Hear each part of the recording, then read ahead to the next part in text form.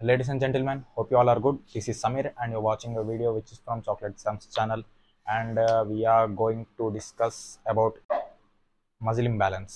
Muscle imbalance అవ్వడానికి reasons ఏంటి, దాని కరెక్షన్స్ గురించి అయితే మాట్లాడుకుందాం ఈ వీడియోలో. అండ్ కరెక్షన్స్ చేసినాక మనకి సొల్యూషన్ ఎట్లా, మజిల్ ఇంబ్యాలెన్స్ అనేది అసలు ఎట్లా ఏర్పడుతుంది, దాన్ని ఎట్లా కరెక్ట్ చేసుకోవాలా, అండ్ టూ మజిల్స్ ఈక్వల్గా కనబడేటట్టు ఎట్లా ట్రైన్ చేయాలా, అసలు రీజన్స్ ఏంటి, దీనికి సొల్యూషన్ ఉందా, పర్మనెంట్ సొల్యూషన్ లేకుంటే టెంపరరీ సొల్యూషనా, ఇదైతే మొత్తం మనం డిస్కస్ చేయబోతున్నాం ఈ వీడియోలో.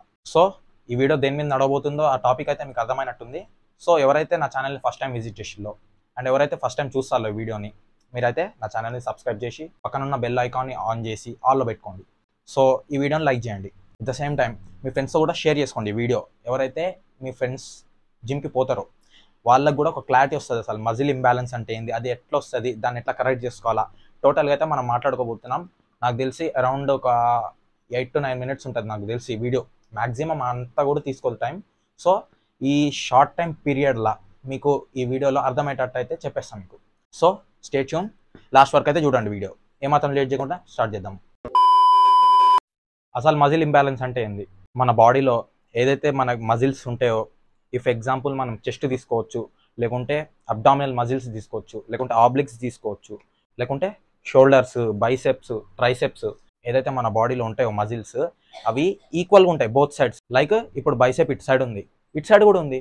సో టూ మజిల్స్ మనకి సేమ్ ఉంటాయి. ఎట్ ద సేమ్ టైం మనం ఎప్పుడైతే ట్రైనింగ్ చేస్తామో రెండు సేమ్గా బిల్డ్ అవుతాయి. ఇఫ్ నాకు ఈ బైసెప్ బిల్డ్ అయ్యి ఈ బైసెప్ బిల్డ్ కాలేదంటే, ఇది చిన్నగా ఉండి ఇది పెద్దగా ఉందంటే దాన్నే మజిల్ ఇంబ్యాలెన్స్ అంటారు. సో మజిల్ ఇంబ్యాలెన్స్ అంటే మీకు అర్థమైంది అని అనుకుంటున్నా. ఏదైతే మన బోత్ సైడ్స్ ఉంటాయో మజిల్స్ ఇంబ్యాలెన్స్గా ఉండటం, బ్యాలెన్స్గా లేకపోవటం. ఇప్పుడు బైసెప్ నాది ఇది 14 inches ఉంది అనుకోండి, ఇది నాకు 13 inches ఉంటుంది, లేకుంటే 12 inches ఉంటుంది. నార్మల్ ఇప్పుడు ఇట్లా చూస్తే ఇది పెద్దగా కనబడుతుంది, చిన్నగా కనబడుతుంది. సో పెద్దగా చిన్నగా ఉండేదాన్నే మజిల్ ఇంబ్యాలెన్స్ అంటారు. సో దీనికి అసలు రీజన్స్ ఏముంటాయి, మనం ఎట్లా ట్రైన్ చేయాలా, అసలు ఈ మజిల్ ఇంబ్యాలెన్స్ అనేది ఎందుకు అవుతుంది, అదైతే మనం ఈ వీడియోలో మనం డిస్కస్ చేస్తున్నాం. సో చూడండి, ఇక్కడ మనం చూస్తే ఒక ఫోటో వస్తాను చూడండి నాదే. ఎప్పుడైతే నేను జిమ్లో వర్కౌట్ చేసి ఇట్లా ఫ్లెక్స్ చేసినో నా చెస్ట్ అనేది లైట్గా కొంచెం ఇంబ్యాలెన్స్ ఉంది. అది ఇంబ్యాలెన్స్ ఎట్లొచ్చింది, నాకు జెనెటిక్స్ ద్వారా వచ్చిందా లేకుంటే నేను చేసిన మిస్టేకా, అదొక క్వశ్చన్ ఉంది. అసలు జెనెటిక్స్ ద్వారా వస్తే మనకి మజిల్ ఇంబ్యాలెన్స్ అనేది ఎట్లుంటుంది. లైక్ ఇప్పుడు నా ఫోటో ఇక్కడ చూడండి, ఈ ఫోటోలో నా చెస్ట్ అనేది లైట్గా ఇట్లా ఇంబ్యాలెన్స్గా ఉంది. ఇంబ్యాలెన్స్గా ఉంటే ఏంది, అక్కడ నేను కరెక్షన్ చేయలేను, ఎందుకంటే నా జెనెటిక్స్ ద్వారా వచ్చిన స్ట్రక్చర్ అది. ఎట్లా అంటే ఎక్కడైతే మన బాడీలో లైక్ బైసెప్లో కావచ్చు, లేకుంటే చెస్ట్లో కావచ్చు, లేకుంటే ఏదైతే ఒక మజిల్లో కావచ్చు, ఏదైతే ఒక స్ట్రక్చర్ ఉంటుందో ఆ స్ట్రక్చర్ని మనం బిల్డ్ చేసి సైజ్ చేసుకోగలం, బట్ ఆ స్ట్రక్చర్ని మార్చలేం. లైక్ ఇప్పుడు ట్రైసెప్ని ఇట్లా ఫ్లెక్స్ చేస్తే నాకు ఇట్లొచ్చింది, కొంతమందికి ఇంకొంచెం డిఫరెంట్గా ఉండొచ్చు, లాంగ్ హెడ్, లాటరల్ హెడ్ అట్లా. ఇప్పుడు నేను బైసెప్ని ఇట్లా ఫ్లెక్స్ చేస్తే నా లెంత్ అనేది ఎక్కువ ఉంది. సో ఎక్కువ ఉంది కాబట్టి నాకు డీ షేప్లో కనబడుతుంది, పీక్ కనబడదు. సో కొంతమందికి వాళ్ళ జెనెటిక్స్ ద్వారా ఈ లెంత్ అనేది చిన్నగా ఉంటుంది. చిన్నగా ఉంటే ఏమవుతుంది అంటే, వాళ్ళు ఎప్పుడైతే ఇట్లా ఫ్లెక్స్ చేస్తారో బైసెప్ని, వాళ్ళ పీక్ అనేది ఈజీగా కనబడుతుంది. సో అది మన పీక్ కనబడాలన్నా బైసెప్లా లేకుంటే ట్రైసెప్ మంచి స్ట్రక్చర్లో కనబడాలన్నా మన జెనెటిక్స్ అనేది మస్తు మ్యాటర్ చేస్తుంది. సో నేనేం చెప్పదలుచుకున్నా అంటే, ఇప్పుడు మజిల్ ఇంబ్యాలెన్స్ అనేది ఒకవేళ మీ జెనెటిక్స్ ద్వారా వస్తే, అంటే లైక్ స్ట్రక్చర్ రాంగ్ వస్తే మనం ఏం చేయలేం. బట్ మీ ట్రైనింగ్లో ఏదైతే మిస్టేక్స్ ఉన్నాయో, లైక్ సైజ్ అనేది ఇంబ్యాలెన్స్గా ఉంటే దాన్ని కరెక్షన్ చేసుకొని ఒక సైజ్లోకి తెచ్చుకోగలం మజిల్. సో అర్థమైంది కదా. జెనెటిక్స్ ద్వారా ఒకవేళ ఇంబ్యాలెన్స్గా లైక్ స్ట్రక్చర్ ఇంబ్యాలెన్స్గా ఉంటే అది మనం ఏం చేయలేం. లైక్ ఇప్పుడు ఈశ్వర్ బొలేగర్ కూడా కావచ్చు, చెస్ట్ కొంచెం ఇంబ్యాలెన్స్ ఉంటుంది అట్లా. సో నెక్స్ట్ ఏంది, ట్రైనింగ్. సో మనకి ఏమేమి రీజన్స్లో వస్తుంది మజిల్ ఇంబ్యాలెన్స్ అనేది, ఒకటి మన జెనెటిక్స్ స్ట్రక్చర్. మన మజిల్ అనేది స్ట్రక్చర్లో ఉండదు మన జెనెటిక్స్ ద్వారా. సో నాకు ఇట్లుంటే నా సన్కి కూడా అంతే ఉండొచ్చు అట్లా.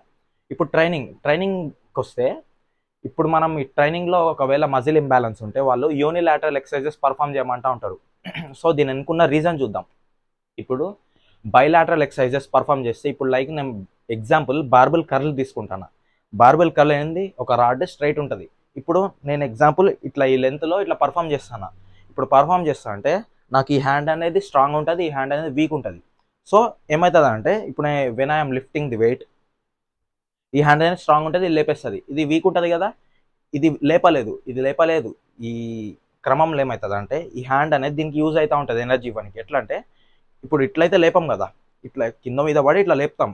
ఇది ఎప్పుడైతే లేపుతామో ఇక్కడ ఇది ఎక్కువ పెడతా ఉంటుంది ఎఫర్ట్స్ ఇదిలే ఇటు సైడ్ లేపనికి. సో బైలాటరల్ ఎక్సర్సైజెస్లో ఇక్కడ చీటింగ్ జరుగుతుంది, ఇక్కడ ఎక్కువ హార్డ్ వర్క్ జరుగుతుంది. సో ఇది స్ట్రాంగ్ ఉంది, ఇది వీక్ ఉంది. సో ఇది రీజన్ మనకి మజిల్ ఇంబ్యాలెన్స్ అవ్వడానికి. ఎందుకంటే ఇది ఎక్కువ పని చేయట్లే. సో ఇక్కడ మజిల్ తక్కువ బిల్డ్ అవుతుంది, ఇక్కడ స్ట్రెస్ ఎక్కువ పడుతుంది, ఎక్కువ బిల్డ్ అవుతుంది. సో ఇది రీజన్. అండ్ మనం చెస్ట్లో కూడా చూసుకోవచ్చు, మనకి ఈ హ్యాండ్ స్ట్రాంగ్ ఉండి ఈ హ్యాండ్ వీక్ ఉంది. వీక్ ఉంటే మనం ఎప్పుడైతే పుష్ చేస్తా అంటే లైట్గా ఇట్లా బార్ బెండ్ అవుతూ ఉంటుంది లేపేటప్పుడు బెండ్ అయితే ఏమవుతుంది అంటే ఈ హ్యాండ్కి యూజ్ అవుతూ ఉంటుంది ఇట్లా పుష్ చేయడానికి.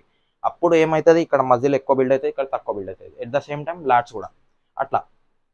సో మీకు మజిల్ ఇంబ్యాలెన్స్ అనేది ట్రైనింగ్లో ఎట్లయితుంది అర్థమైంది. సో దీన్ని కరెక్షన్ చేసుకోనికి ఏం చేయాలంటే యూనిలాటరల్ ఎక్సర్సైజెస్ అనేవి పర్ఫామ్ చేయాలి. తీసుకున్నాం కదా బైసెప్ బార్బెల్ కర్ల్ తీసుకుంటే 2 హ్యాండ్స్ అనేవి ఇన్వాల్వ్ అవుతున్నాయి ఒకటేసారి.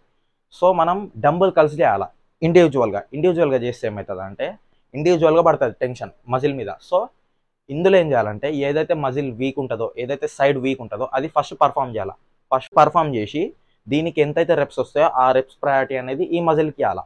సో ఇటు సైడ్ మన వీక్ ఉంది కదా, ఇటు 10 వచ్చినాయి, ఇటు 25 వచ్చే ఛాన్స్ ఉంది, బట్ 10 చేద్దాం అట్లా కాదు. ఇక్కడ ఫెయిల్యూర్ వర్క్కి అచీవ్ చేసి ఈ ఫెయిల్యూర్లో వర్క్కి ఎన్ని రెప్స్ వచ్చినాయో ఆ రెప్స్ అనేవి ఇటు తీయాలి.